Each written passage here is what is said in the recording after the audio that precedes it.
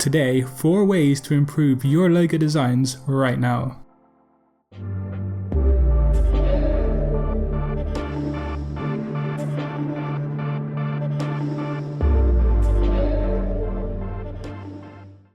Remember, if you want to improve your skills as a graphic designer, subscribe to Satori Graphics for weekly graphic design content.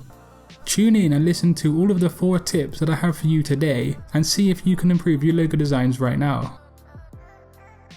The first way that you can improve your logo design is a technical tip based around alignment. Now, we should all know how to use the Align tool in Adobe Illustrator. However, it does actually have certain flaws that I'm going to show you right now.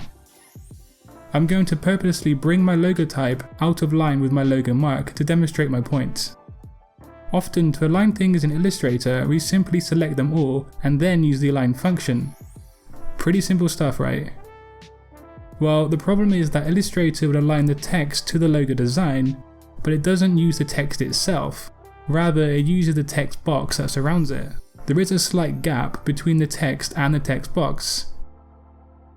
If I outline the text and then perform the same operation of aligning everything together, you can see Illustrator compensates for that small gap between the text box and the text.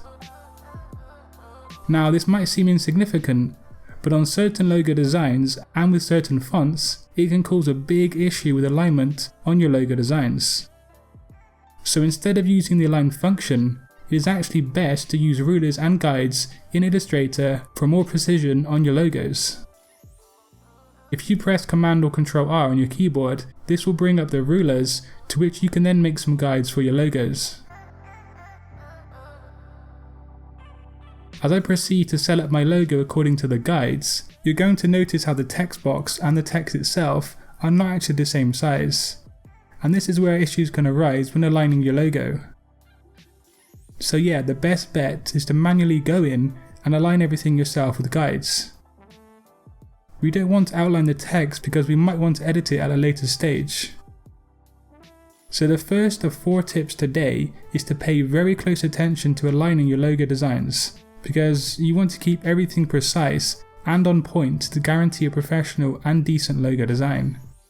Alignment is super important with the logo designing, guys. The second tip that I have for you today is a big one that I see many beginner designers getting wrong quite often. Typography is one of the things that takes the time to get right and to actually gain an eye for, but you can always take a look at your current logo designs and try to kind of evaluate whether or not the logo type works for your design. So for example, it's obvious to me that this bold typeface here is clearly not working for the design. It seems too playful, which detracts away from the brand's focus, which in this case is based around rescue and mountaineering services. Also, the strapline below does not complement the main logo type whatsoever. On the second design here, this time the main logo type is on point and actually good, but the strapline below is too playful and it doesn't complement the upper logo type at all.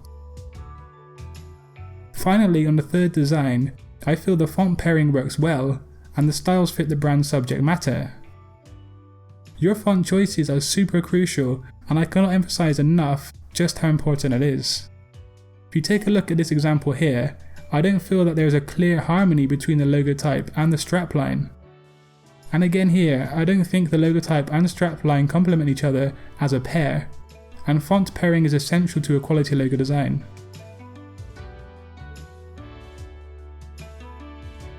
Next, we're going to take a look at colour. Just a heads up that tomorrow I've got an entire Illustrator tutorial on methods for recoloring your artwork, so stay tuned for that one tomorrow, guys. But back to logo designing, the colours that you choose are super important to the context and the message conveyed to the viewer. I'm going to leave a link in the description below all about colour theory if you want to check that out after the video. But briefly on my screen right here, and the orange design works pretty well with the dark blue behind, and that's because they're complementary colours. But also, orange is an energetic colour that reflects action and positivity, which is ideal for this specific brand's focus.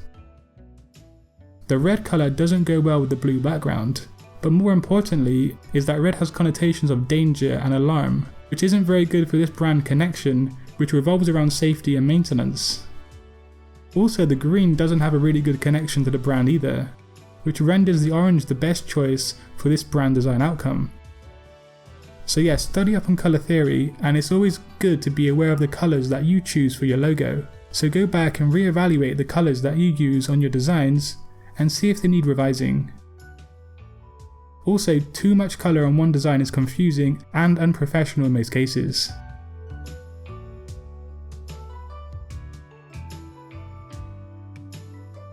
I have a bonus tip after the fourth tip today, so stay tuned for that. However, the fourth tip today is going to keep things simple. Obviously on screen right now, the first design is vastly superior to the second, mainly because it's simple. In logo design, simplicity works wonders. A simple logo is easier to remember in people's minds, and it just looks more visually appealing. So try and convey the brand's message in one simple logo mark. It's always a surefire way to get the design done right. You can look at notorious logo designs and how they have changed over time, becoming ever more simplistic, and also see logo designs that have failed because they're too complex. Adding in too many design details and elements is always going to be confusing to the viewer.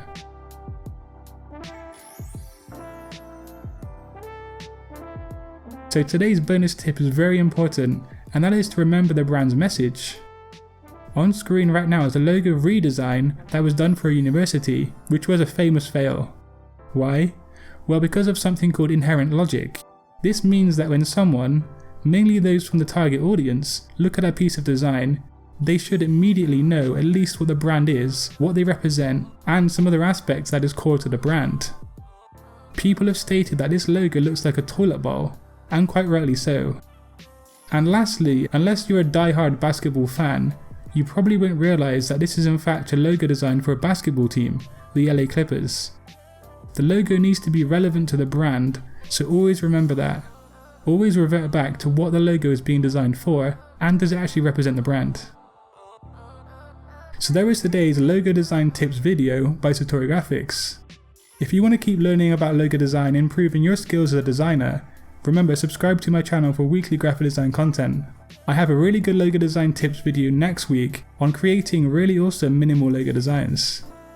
And then tomorrow I actually have a recoloring tutorial in Adobe Illustrator. So yeah, leave me a comment and a like, and also share my content on social media. And I'm going to be back tomorrow guys, so until then, design your future today. Peace.